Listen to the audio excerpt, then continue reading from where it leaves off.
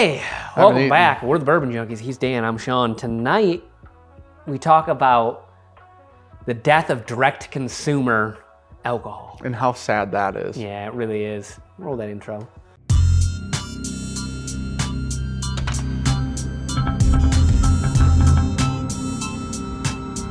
Before we get to the rest of this conversation, if you want to hit that subscribe button, That helps us out a ton. it makes a sweet, sweet ding noise. It makes a dolphin noise. Could you make that for me? Yeah, dude. Nah, I didn't warm up the vocal cords Okay, this that's time. fair, that's fair. If you know what, I did record it for YouTube. They did implement it in the back end. Oh, perfect. There you go. So Back to it. hit that. So, what kind of sparked this conversation was probably everyone knows by now, a certain store in Lexington was raided very recently. Well, okay, I do think like there's almost like a weird. It's almost like saying it that way almost feels like you're starting in the middle, because of a different article that was published about like this investigation and blah blah blah. Hit us with the preamble then, Dan. Okay, well, I just think here's the thing. Now, Sean and I believe in direct-to-consumer shipping because it seems like the greatest thing of all time. Yeah. And it seems anti-prohibition, which is a beautiful thing. Because if you wanted wine, you could just get wine shipped to your door. You still can do that. Pretty much very, very legally. 48 states. Which doesn't make any sense. But, so let's just, a little precursor to the whole thing. There are some websites, and actually quite a few of them, Several.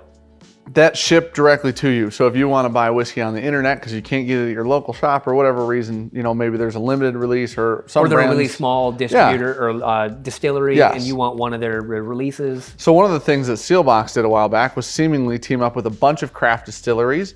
And then they, if we're from Michigan, but there's a Colorado distillery, this is all hypothetical, but there's a Colorado distillery and we want whiskey from them. Well, maybe Sealbox carried it because at the time Sealbox was carrying a bunch of craft whiskey.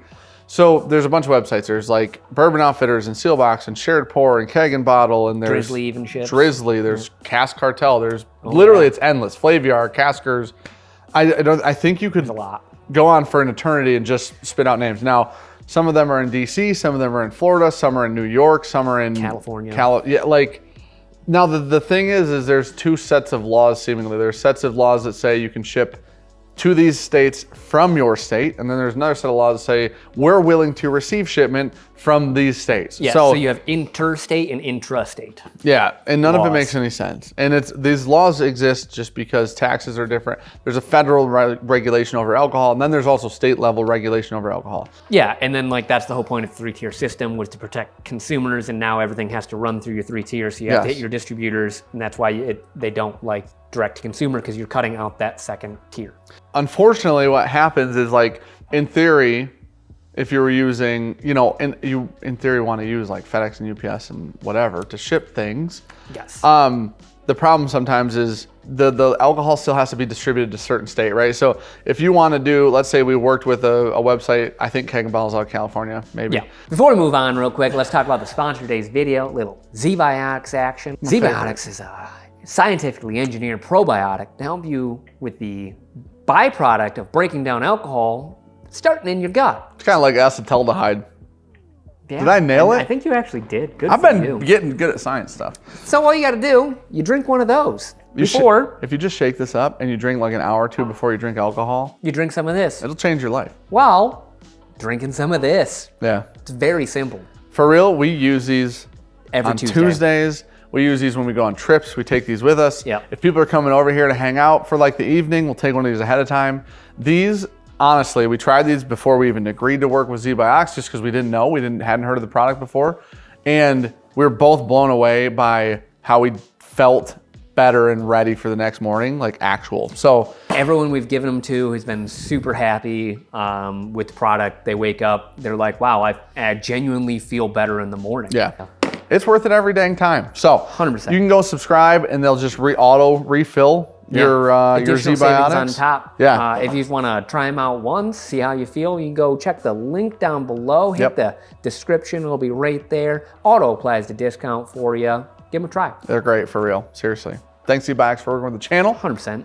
Back to the video. Let's say they are, and we want to do a Starlight pick. Well, Starlight doesn't distribute to California, so now our pick can't actually go to the distributor in theory that we wanted to work with. Because it has to be at a distributor in the state that you're going to be shipping out of. Right. So then even if we did use a website called Keg and Bottle out of California, they would then not be able to receive our pick legally. Yes. And then they wouldn't be Starlight able would to have to get it go out. through the legal channels to get distribution into that state before they're allowed to use a distributor in that state. Well, and they're not going to do that because it seemingly is a big effort to get distribution in a state. And if you're not going to do that for one pick in theory, because having one pick in a state doesn't do you any favors. You're not going to supply that store later on. There's a lot of reasons to not do it. But DC is in a very interesting place that I don't fully comprehend as to why or the rules, but the rules in DC seemingly are different than they are in a lot of places. You can move things into DC, pay import taxes rather than distributors. So you're still paying a tax. You're still giving the government the share in which they would like. Which is all they really want at this point in time, is they want the tax revenue. There are like obviously rules and limitations on even these things. And then there's rules and limitations on where you can ship out of DC. So for those of you who don't know quickly, we work with Bourbon Outfitters on all of our barrel picks, and Bourbon Outfitters then distributes those picks to the places that they're allowed to send them, right? That's how it works. So that's kind of the preamble into everything that's all going on right now. The disaster. So like 2 or 3 weeks ago, obviously, like people just been like, make a video on Justin's House of Bourbon, and that's what everybody's been saying, right? I actually assume everyone that gives us that exact same like message sounds like that. Yeah, everybody knows that the Justin's House of Bourbons were raided. And Lexington, Louisville location. There's this is like there's a lot to it, but there's a bill in Kentucky that allows people to operate under it. It's called the Vintage Spirits Bill or whatever, license, whatever it's called. But they can purchase collections in the state of Kentucky and resell them privately at their shops. They can purchase. Sean and I can drive to Kentucky. The legalities of crossing state lines. We could then, in theory, sell shops that have this permit or this license. We could sell them our private collection within some amount of reason. They can then resell there are a lot of people, it's like anything that you can collect. There's a lot of people that just bought to collect, or, you know, you find like, say, your father passed and he had a huge collection of old stuff. And he was like, well, I don't drink and I don't want it. What am I going to do with it? Well, you sell it to them. They'll sell it to people who do want it. Think about it like cars. I can sell my car to a dealership. They can then sell it to a person who wants it. This is how you're allowed to operate under this bill. Now there are like specifications in the bill, how much can be purchased from one person in a calendar year, how readily available that whiskey is, so on and so forth. So there's some nitpicky rules, like there's probably in every bill and law on planet Earth, I would imagine. And then they take all of this product out of these stores. Now, we're not going to get super into the weeds on that. We're not the Justins. It kind of is what it is. I've heard that the Justins and the staff and the employees of Justin's House of Bourbon, I've heard that they were been working with them. They've been very collaborative. What's the word? You know what I'm saying though? Like they're willing to work with them. Cooperating. They're cooperating with the investigation, all this stuff. They're not hindering them. They're trying to help this along because it only hurts them to not help. So they're just trying to get back into line with whatever the little asterisks on this bill that they weren't following. So the weird thing is that when it happened at the time, now all of this being said, you know, if you want to put an asterisk on it or not, you can, but Ryan Alves is our family. Yes, he is. And Ryan works at Justin's House of Bourbon. He does a fantastic job, and he's one of the best people I've ever met. So that all being said, we are biased in a sense of we love Ryan to death, and it doesn't matter outside of that. And we met the Justins. We like the Justins. Yes. Nothing against them either. We've talked to the Justins several times. Every time we've hung out with them and all that, we don't know them like incredibly well. They seem like great dudes. They're helpful when we need help, which is awesome, and I love them for it. Here's the thing. I feel like there are two options because they get rated. Whiskey comes out of those shops, a lot of whiskey, not a little bit, but a lot of whiskey comes out of those shops. Seemed like. And initially, like Minnick posted an article. Which I think he is currently updating, you were saying? Supposed to be. He said he would. I haven't checked it, but I assume so. Minnick posted an article on it, and so it's posted in every Facebook group on planet Earth. It's on every freaking news thing that does any whiskey, period. And then seemingly at the time it's because of this one very silly minute thing that wasn't being done and blah blah blah blah blah. It was stickers. They didn't have stickers on the bottles. It comes out a little now, like a few days ago. I think it was a couple days ago on the like Kentucky Herald or Kentucky.gov. I think is the one that posted the Kentucky.com. Oh yeah, it was Kentucky that posted this. That they kind of looked into other things that were not so legal going on And supposedly that started direct-to-consumer? last year. Yes. And So it's been a long investigation into not only them, but other people doing direct-to-consumer that they were kind of breaking some interstate laws. So they're crossing state lines and then shipping out of DC. Now, the thing about it is, this investigation thing isn't, okay, it's tied to Justin's House of Bourbon. Yeah, but it's going across. But it's a nationwide thing. Because we in Michigan just had a write-up a couple days ago about a distillery in Hawaii that was doing direct-to-consumer. To Michigan. And they just got a huge fine levied against 25 grand is what? Yeah. So for a small distillery though, 25 grand being like, we didn't sell 25 grand worth of product. To so Michigan. It's like, that's a net loss. Well, and that's one state. The $25,000 fine is supposedly a default fine. So this is the bare minimum default. We could have gone up. If we don't want to argue it, I didn't know it's that. 25. You're out 25. We'll call it a day. Don't do it anymore. Slap on the wrist. The thing is it seemingly is happening like this shipping direct to consumer thing, which is legal in certain ways in certain places and to certain places and from certain places. It's like there's these legalities around it, and then it's also so harshly restricted in like a state next to a state where it was fully allowed. Yeah, and because you go to ABC states that have written in and been like, hey, you cannot ship to our state anymore. We're like, a control state. Yeah, we will take further action if you do. And like, oh, okay. The thing that what all of this actually focuses on is not Justin's House of Bourbon. It's not the transportation of alcohol across. It's the fact that we decide, not we, because most of us wouldn't, but like the government has decided that like crossing state lines with alcohol is now a problem as long as if it's more than like 6 bottles. And here's the most confusing and frustrating part about it is if we come into Michigan from Ohio with 6 bottles, that might be okay. If we come into Michigan with 12 bottles, maybe that's where we hit a limit. Maybe the limit was 10, right? The part that makes it more frustrating is if we want to go into Illinois from Ohio, that's a different amount that I'm allowed to do that with. The only thing I know of that is just as dumb is when Alec talked about import tax from tobacco state to state. So when you cross into a state line, you're supposed to already have prepaid taxes on any tobacco going into that state. What? Yeah. He talked about his... so before it's even there? Yeah. So he talked about his distributors moving from like Ohio to Michigan. Sure. And he was saying if they got stopped and had not paid the import tax on that into Michigan, they would get in trouble. Like, and that's like his right reps. past the border. Yeah, that's just his reps and stuff. So tobacco is also really, really stupid. But if it's wine, you're totally fine. Yeah, so a lot of the online shipping, I'm not going to blow up anybody's spot in particular, but a lot of things go shipped under wine laws, and that's how a lot of things make it to so many states. Yep. Because you're allowed to ship wine so many places, wine feels and looks like a spirit in a box. Yes. And so then what happens is you're like, cool, that is wine, ship it out, call it a day. Are there any legislators that just watch us and can help us out with this one? Here's the thing. Let's fix this direct-to-consumer thing. Well, okay. It should be. I don't know how...